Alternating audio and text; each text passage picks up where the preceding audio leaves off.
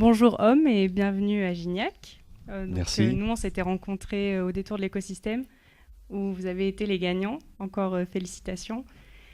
Est-ce que vous pouvez nous parler un peu du chemin que vous avez parcouru jusqu'à présent et d'être ici sur la grande scène à Gignac, qu'est-ce que ça fait finalement ? Enfin, on existe depuis 2008, on a sorti et réalisé 2 albums. Voilà, on est ravis d'être là aujourd'hui suite à la victoire à Sarlat, donc avril dernier. Ouais. Avril dernier. Et on a vraiment hâte de monter sur scène et de voir un peu tout ce monde qui est en face de nous, qui est là, le public en folie. Donc bonjour tout le monde. Ok, très bien. Vous avez fait le choix d'ouvrir l'album avec la chanson For Real, une critique ouverte à la société de consommation. Pourquoi ce choix d'ouverture d'album ? À vrai dire, c'est vrai qu'au début, c'était vraiment d'un point de vue musical. On avait eu le conseil de notre réalisateur d'album, Jean-Philippe Daré, comme quoi c'était vraiment une chanson qui accroche tout de suite et que pour le coup, c'est vrai que c'était un choix un petit peu stratégique aussi. Et effectivement, malgré tout, c'est vrai qu'on n'est pas un groupe engagé, mais néanmoins, on a quand même des idées, évidemment, et on les développe de temps en temps dans nos chansons. Et c'est vrai que globalement, voilà, on transmet quand même quelques idées. Et c'est vrai que globalement, on n'est pas trop pour les tournures actuelles du système de consommation, le consumérisme poussé à son exacerbation. Voilà. C'est joliment dit en tout cas. Bonjour. Selon les morceaux, la formation n'est pas toujours la même. Comment gérez-vous cela en concert ? Les morceaux, ouais. Ah oui, tu veux dire les leads et les... Ouais. Oui. Alors en fait, il y a toujours les 5 voix constamment. Après, c'est sûr que les leads, parce qu'en fait, on est à la fois accompagnateur et lead selon les parties, selon les morceaux. Donc ça varie comme ça. Voilà, il n'y a pas une personne désignée devant et les 4 autres derrière, ça tourne en fait. Comme ça, on a plusieurs couleurs de voix qui se détachent. Et c'est comme ça qu'on fonctionne. Voilà. De quoi vous êtes le plus fier avec cet album du coup ?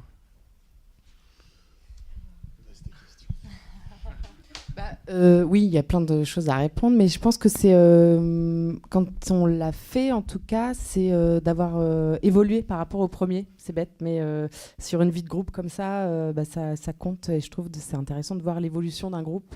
Donc, je ne sais pas si vous avez écouté le premier album, mais qui était beaucoup plus melting pot. En fait, il y avait plein de styles. On ne s'était pas trop donné de limites. Et là, on est allé plus vers des musiques, plus vers l'électronisation des voix notamment. On travaille avec Léo, donc qui est pas là, mais qui est notre ingé son, et on travaille beaucoup sur le son. Et là, on s'est pas donné de limite par rapport à ça, et donc c'est plus musique actuelle, si ça veut dire quelque chose, musique actuelle. En tout cas, plus la musique qu'on écoute nous, hip-hop, trip-hop.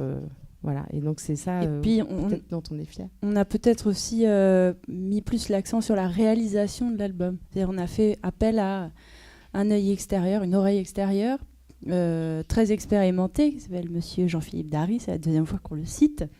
Mais on est très très content d'avoir travaillé avec lui. C'est quelqu'un de humainement super déjà, et puis qui a fait un très bon travail avec nous. Voilà. Je pense malgré tout, si on parle de cet album en particulier, il y a quand même une chanson un peu plus spéciale que les autres sur les 10 titres qui composent cet album. C'est une chanson qu'on a été enregistrée en Corée. On a fait appel à un chœur qui s'appelle Incheon City Choral, qu'on avait rencontré auparavant dans un festival qui s'appelle les Polyfolia. On a un peu envoyé une bouteille à la mer en se disant est-ce qu'ils vont accepter d'enregistrer pour nous, et au-delà d'accepter, ils nous ont invités à venir en Corée pour enregistrer la chanson et pour faire 2 concerts avec eux. Donc la chanson Milao, elle a été faite comme ça, celle qui est sur l'album. Voilà. Moi j'ai une question qui serait double. La première, c'est comment s'est passée votre rencontre avec Milk, Coffee and Sugar pour la reprise What a Wonderful World. Et la deuxième, c'est est-ce que ce soir on n'aura que des compos ou est-ce qu'on aura aussi des reprises ? Attendez, je regarde la setlist. Alors, pour la rencontre avec Milk, Coffee and Sugar, on les avait rencontrés dans le cadre d'un autre tremplin en région parisienne qui s'appelle le Zébroc. Et on avait beaucoup aimé ce qu'ils dégageaient, ce qu'ils défendaient, leurs idées et leur musique et la manière dont ils faisaient.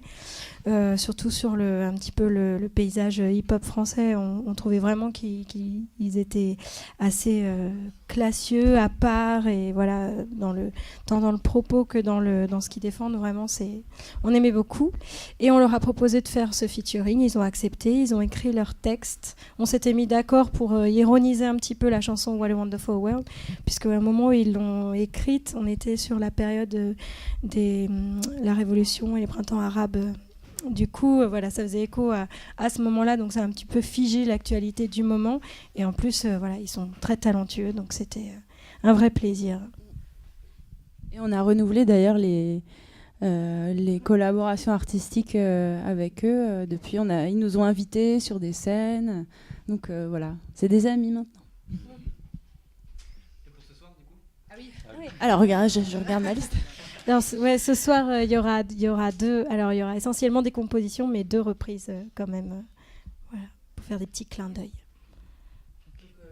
Qui sont Le vent l'emportera. Suspense. Le vent l'emportera et What a Wonderful World, du coup.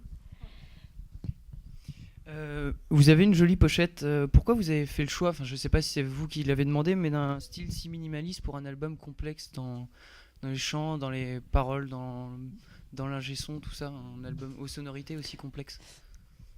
Minimaliste, oui et non.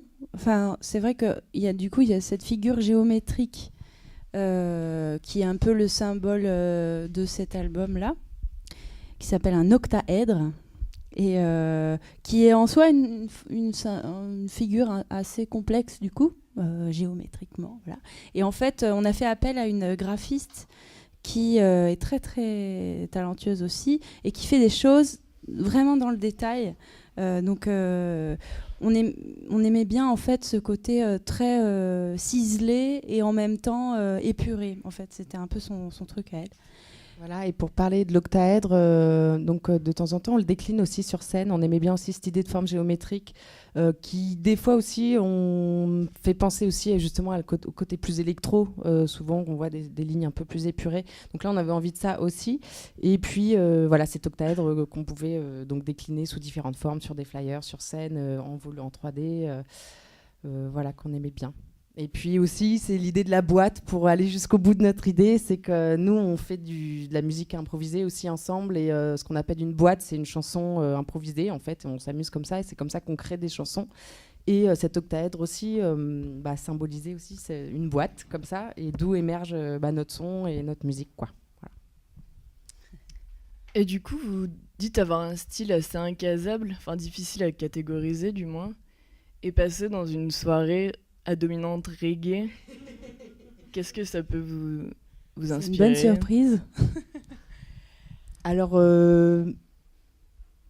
on aime le reggae. Enfin, moi, je sais que j'en ai fait plus jeune aussi. On a différentes inspirations, mais on est très ouvert et on est très fiers de partager une scène comme ça avec ces artistes-là, bien évidemment.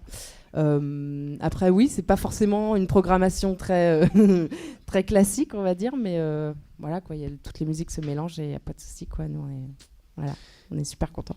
En plus, c'est vrai que pour nous, c'est un pas important parce que en fait, on a remarqué que d'une manière générale, on avait tendance à être plus programmé dans des festivals, soit qui étaient résolument vocaux, soit qui étaient soit dans des théâtres, ce genre de choses. Et c'est vrai qu'on avait vraiment cette envie d'aller rechercher le public de festival avec un mur de son vraiment massif et des gens debout qui sont vraiment dans l'énergie et dans tout ça. Et au final, on est vachement content de enfin passer cette étape. On a eu cette première envie quand on avait fait la scène du Zébrock à la fête de l'UMA. Où là véritablement c'était un petit peu la première fois quand même qu'on avait un son aussi massif, un mur de son vraiment puissant, et où on s'est dit là il y a quelque chose à explorer parce qu'on arrive quand même à avoir un rendu assez massif avec la voix si on se débrouille bien au niveau de la technique de son, donc voilà, c'était un peu ça l'idée.